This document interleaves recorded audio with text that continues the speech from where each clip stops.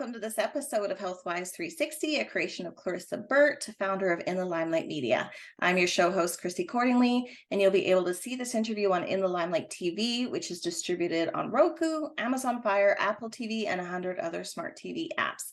The audio version of this interview can be heard wherever you listen to your podcasts. And today I'm super excited because I'm interviewing Sally Raymond, who is a longtime marriage and family therapist and Toastmaster. And she has authored a unique suicide prevention book, The Son I Knew Too Late, a guide to help you survive and thrive. That would be more accurately titled, How to Keep Life Worth the Living. In it, the stories she was forced to exhume the hardest way possible that took her superstar son to suicide are told, framed with the help of the illustrious Dr. Erik Erikson, to help the living know how to both thrive throughout life as well as avoid what he didn't. And Sally guarantees her readers and audiences will laugh, cry, learn, grow wiser, and most importantly, they will heal. Welcome, Sally. It's such an honor to talk to you. Thank you so much, Chrissy. It's a delight to be here and to get to know you. I'm really excited about this.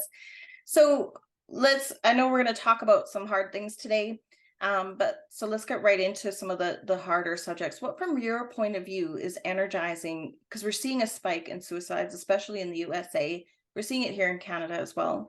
But ages 15 to 24, we're seeing this immense struggle. What do you think is happening? Oh, it's a setup, Chrissy. We have been set up for a perfect storm for suicide. Yeah. And there are really, because of what I've had to find out the hard way, I've also found out what we're doing or not doing that is creating this phenomenon. We have never had in the world, it's never been this bad. The only thing that kills more young people today is accidents, and many of those aren't. Yeah. And so when that's the second most likely cause of death, something is extremely wrong with our society. And I'll tell you a couple of things. I mean, I'll tell you 7 things if you want. But one of the things is, in America, we don't teach emotional intelligence. We don't teach people how to emotionally self-regulate. We don't teach them how to listen. We don't teach them the power of nonverbal messaging, whether you're giving it or reading it from others. We aren't teaching people how to succeed and feel joy in life. We're not teaching the skills that absolutely predict happiness in life. It's not intellectual intelligence that makes us happy and successful. It's emotional intelligence. Yet we don't teach it. We assume parents will teach it who've never been taught it either, which is a recipe for complete failure. And on top of that, in America, we teach most of the classes on the curve, which is what creates competition between perfectly fine kids. And so when you pit the kids against one another and you keep that going throughout school, they become more good at being vicious and angry and alienated, and also attacking and bullying the edges, because most of them are not identified as such. And so you're creating competition with no emotional intelligence is a recipe for hell. It's and it creates the bullying, it creates the alienation, it creates the hopelessness, it creates people who either shoot up with drugs or else shoot others. Because suicide, they're all committing suicide. And suicide always destroys not only the person doing it, but everyone around them that they love, anyone close to them. And so the school shooters shoot all those around them, and in suicide anyway will just destroy the lives of everybody else. So one of the things schools aren't doing, they're not being effective in controlling bullying. In fact, they're basically, by not being effective, they're reinforcing it. They're implicit. Yeah. And so, and then we also, another thing is, we expect 18-year-olds to be adults. We call them adults. Funny, their brain isn't going to mature until 25. And so you've got 7 years where they're supposed to be something they can't be. How is that going to work for them? Not well. Yes. And so when schools expectations and society's expectations align with the neurological reality of our human brains, then we will be in more positive connection. If we start, we don't have to teach to the curve. There's something called criterion reference testing, which basically you are pitted against yourself, and your grade is only a function of what you've done or not done. I had one class all my life with that kind of testing, and it was revelational. The kids, everybody loved each other. Everybody was, connected and fun and sharing and all that. It had a completely different vibe than all the other classes I ever took. So we're creating hell in the ways that what we're not doing and how we've organized things, and we don't seem to know how to change. And it's just a simple choice.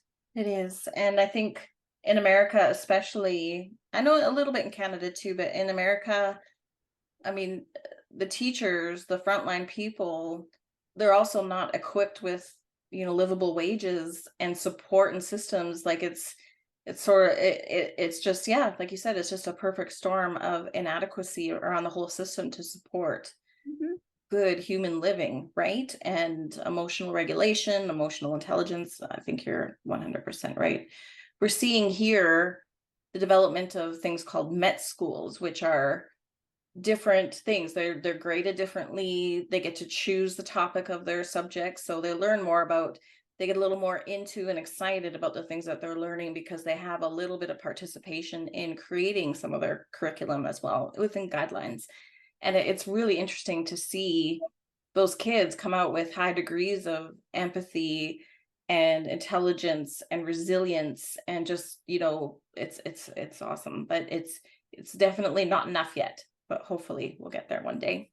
Well, I'm going to tell you right now, you're making a heck of a case for me moving there. Yeah, come on up. Other than the snow, you might enjoy the winters, but we'll but yeah, we do have some good stuff. No, true. Yeah. So what are you, I know that you are very passionate about this and this has become a mission for you. What are you doing to be part of the solution? What would you recommend to educators and parents that you've learned from your experience? Okay, well, ever since, after my son died, I went through a huge, I died with him, and part of me was, I was just becoming licensed as a psychotherapist. So the mom died. I couldn't survive. But the psychotherapist in me was like, what did I miss? And that threw me into an odyssey of a retrospective to look for the stories I must have missed that from his point of view made perfect sense of what he did. And I found them little by little, one by one, and each one just threw me into a tremendous grief process. And then finally I'd type it up and just throw it in a file cabinet and close the door and never be able to look at it again. But what I realized is that the emotional intelligence piece was what a huge piece that was missing. And so for the last 20 years, I've gone by invitation, teacher invitation. I go into the schools and teach a particular class, either the at-risk or the gifted kids. The better emotional intelligence. I teach them the skills to emotionally self-regulate. I teach them the skills to learn how to use their nonverbal and verbal skills in congruence together to make themselves much more effective and powerful people. And they find that they matter. They find out they can succeed. They find out that everyone can succeed.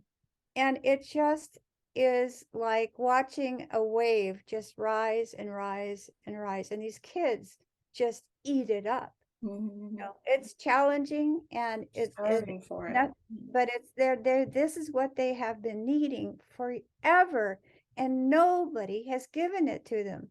And in 8 weeks, I mean, I'll tell you, one class I walked in, it was an at-risk class.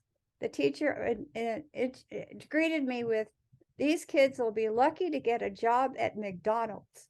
And I was like, what a terrible teacher. Yeah. 8 weeks later, I mean, I walked in, the eyes were dead, totally checked out. They weren't paying any attention to anything but what they were doing. 8 weeks later, you couldn't believe the eyes were on fire. The hands couldn't stop raising. And then they had to go out and compete against 110 schools nationwide in America. And this class swept 5 of the 7 categories. That's amazing. And when the teacher came back, he just told me, he said, "This is impossible." And I said, "No, this is a failure of your educational system. If I can do this in 8 weeks, you have no excuse." And I mean, years later, I felt a tap on my shoulder out and about one night, and I turned around and this girl said, "Bet you don't remember me." And I said, "Hi, Stacy." Yeah. And she said, "I just wanted to tell you that of all the classes I ever took in school, yours was by far the best." Oh. Well, that'll keep me going for the rest of my life. So that's what I do. And it's a miracle to watch what happens, and these kids get it. And it just is like they've been dying, they've been starving for this all their life. And finally, somebody's showing them that they have the inherent skills to succeed. Yes. And to be happy and to connect with one another and appreciate each other's stories and realize how very beautiful and very dimensionalized they all are.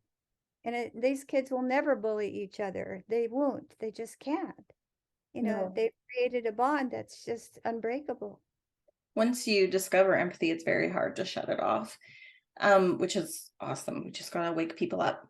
I love that you mentioned gifted kids. And I think a lot of people need to realize, because as a former gifted kid myself, sometimes you tie your worth into your achievements. So if there's ever a point in your life where you're down or you don't get the A on the test, it can have a big, terrible effect on self-esteem, and it can put you into a spiral, which could be then also people going, "What? You failed a test?" Right? Like, it just, so I love that you mentioned that you work with kids like that as well, because I think it's like the saying, like, check on your strong friends, right? Like, that just because they're showing like they've got it all together doesn't mean there's not turmoil inside. Some people hide it through hard work or overworking or hypervigilance or hyperachievement, right?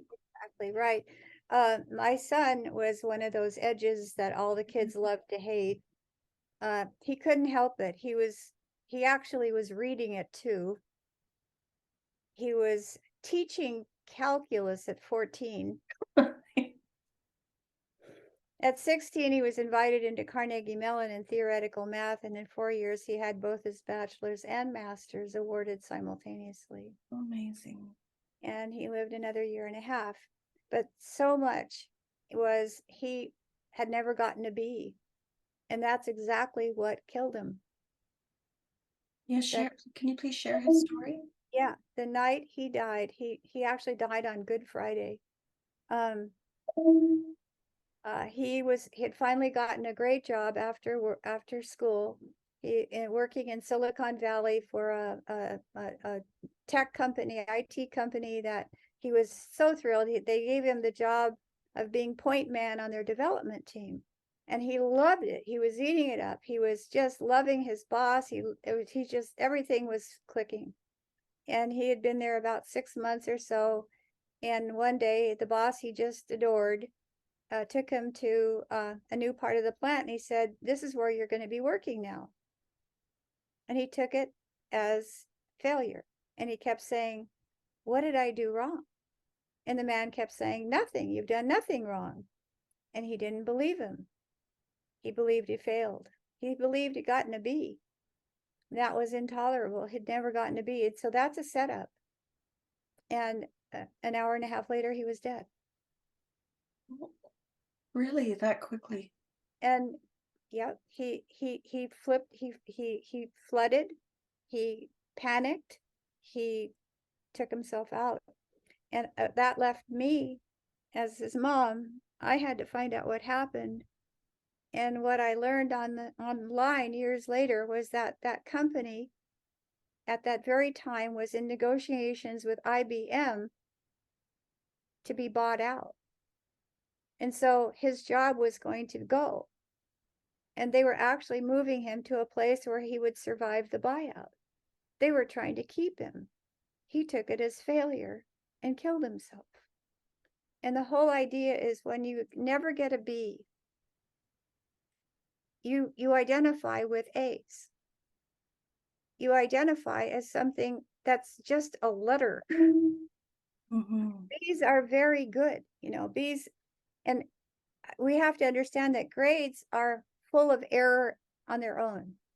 It can be the teacher. It can be you're not feeling that well. You haven't eaten a good enough meal. You're at a low ebb.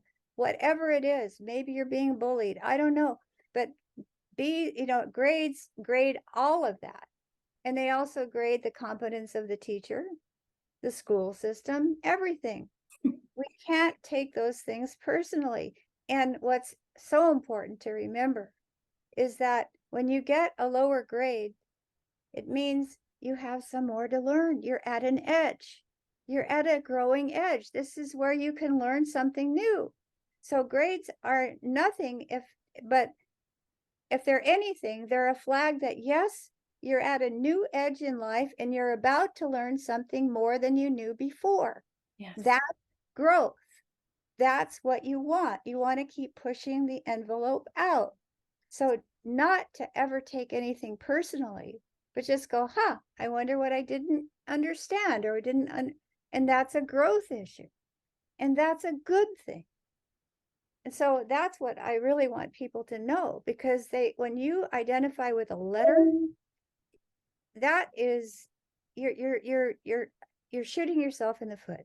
Yes. That it is nothing but any little tiny anything. It's like a little flag of something. You don't even know what it means. But don't take it personally. Get curious. That's all. Just get curious. One of the most intelligent men I ever met was a guy who was my roommate for about 3 years while he was finishing his PhD in theoretical math in my son's bedroom, the one who died. And he told me once, I'm not that smart, but I am unusually determined. Yes. And that boy right now is in Einstein's seat in Oh. Zurich. And he has 21 PhDs under him. Oh, my word. This He is came student to life, hey? He came to visit me and surprised the heck out of me just about 4 months ago and updated me with what was going on. And I was like, he's unusually determined. Yeah. That was what made all the difference. You just never give up. No. And you will succeed. I mean, wasn't it, let's see, who was it? The guy who created electricity, Thomas Edison. He said, I've discovered 10,000 ways that don't work. So he failed 10,000 times. Yeah. So do you know, when you look back on it, because I know that's what you said, that it's so hard to look back in hindsight and see the signs, right? What were some of the signs that you discovered later about why he was putting so much pressure on himself to be perfect, to be the top? Like, in hindsight, how did that show that you're like, oh, right there was a moment I could have grasped? Yeah, I mean, all I saw was a little rocket ship going straight to the stars. You couldn't stop this kid. He was on a roll. It's only because I'm a psychotherapist that you wonder, why did he feel so pressured? Yeah. It goes back to when he was 3, he was molested. Yes. And that was just devastating. It was devastating for all of us, but we didn't know what to do. My husband was Scottish, and he didn't believe in buying or paying anything and for anything. He wouldn't let him go to a psychotherapist or anybody. And at that time I was just a mom, and I tried to help him in certain ways. They all failed.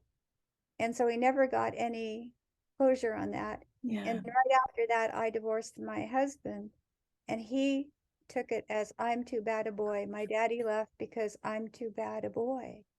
And when he got that message, when the night he died, it was the same message. I'm too bad a boy. And that flooded him, and it's what created, and all the way along, that was driving him to try and prove he was a Worthy. worthy person.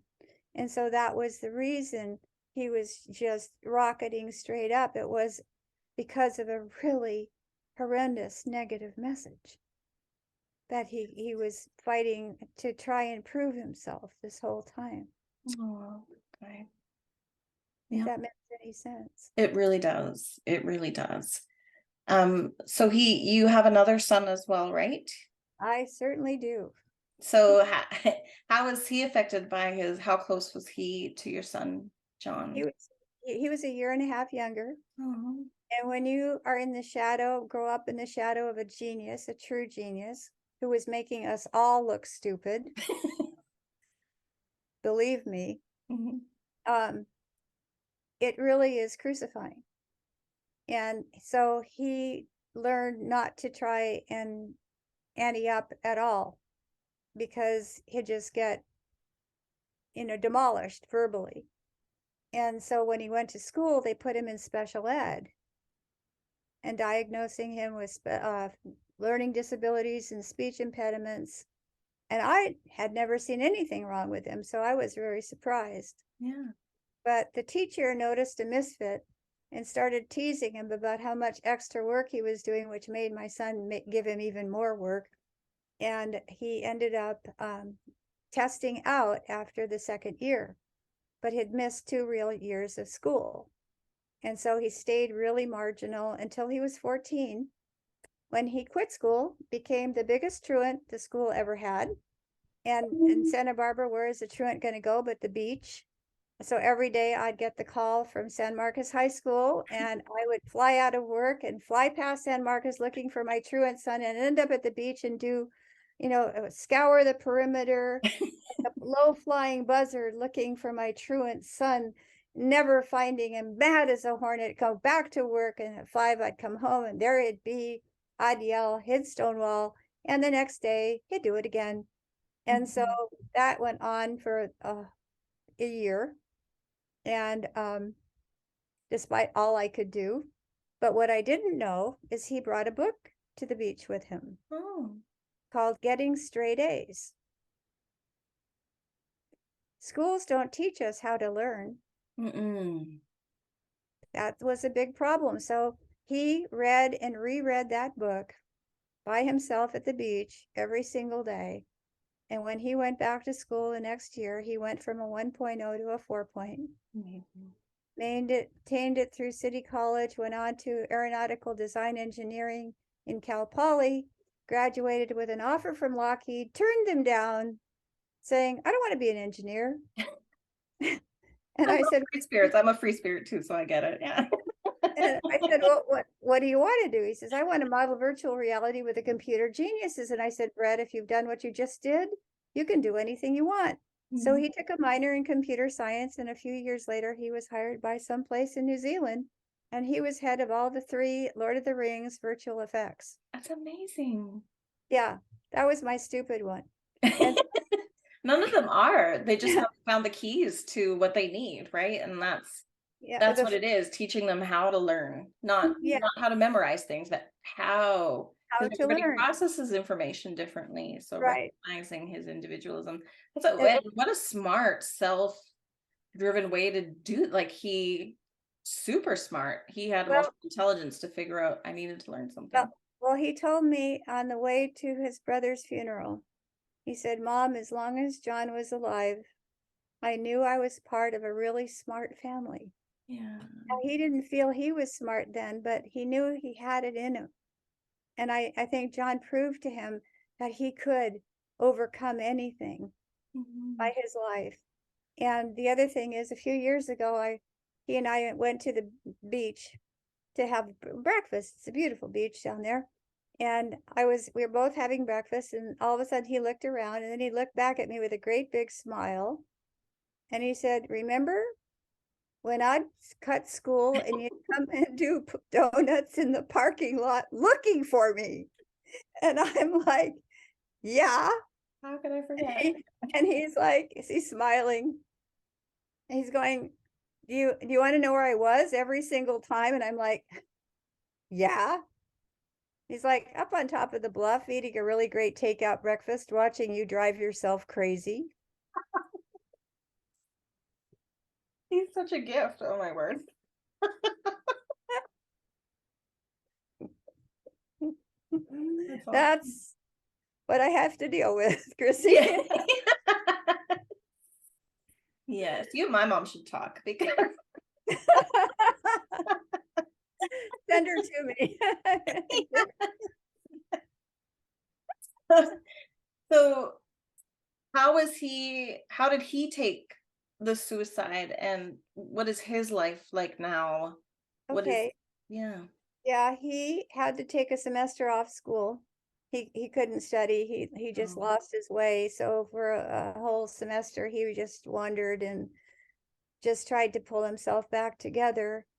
And in the meantime, he did the Lord of the Rings, and he was a superstar. I mean, he is the Lord of the Rings because of what the timeline and the scheduling and everything and all he had to cover.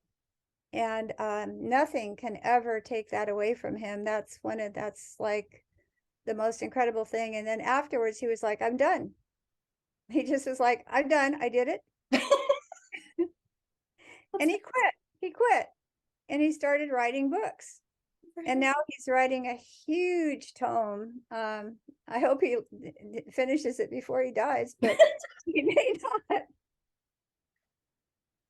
But he's really very, very, very much a researcher. He's very scientific. He's very engineer-like, and he's exploring the real story of the history of America and all that, and going to the congressional record that all that has been released that used to be top secret, and he's finding really incredible stories that have never been public. So he's on his own mission, and I don't care. As long as he's happy, I don't care what he does. Yeah. Yes, he sounds super curious. I like that. But he's super curious, and he's also happens to be really good looking, and it's really cute because people look at him and they just go, "Oh my God." He doesn't see that in himself at all. Aw. Which Do is you have good. grandkids? Is he now married? No? No, I'm not going to have grandchildren, and you know what? I have too much to do. Yeah. I'm perfectly fine with it. I mean, all the kids, every kid is my grandchild. Every Yes, child is important to me, no matter how old they are. absolutely. I love it. I have the same thing with my kids. Their friends will call me sometimes like, "Hi mom, can I talk to you?" Like it's amazing. Yeah. To know that I've they have a safe place. And I think every child, every adult should have more places that bring out the softness in them instead of survival. Oh my God, absolutely. When I was raising my kids, I was a single parent, and I had these adorable babysitters. And one of them just parked herself at my house, and she never left, Yeah. from the time she was 13. And she'd bring her friends over. And then later on, boys followed the girls. And I wouldn't know how many people would be at my house when I walked in the door. I couldn't have, between 1 and 12. And anyway, my house was a safe house, and it was a place where I could just sit there, and they'd ask me questions. I think I went through puberty at least 6 times. And it was a great experience. And that's why I decided to become a psychotherapist, actually, because I wanted to continue to do that forever. Yeah, absolutely. It's definitely your calling. So before we wrap up, what else do people need to know? Like how, with all these systems in place, we're only each one person, but how can we be part of the need to reset and create a safe, healthy, connected, and social society? Start learning social emotional skills if you're an adult. There are classes, there are books.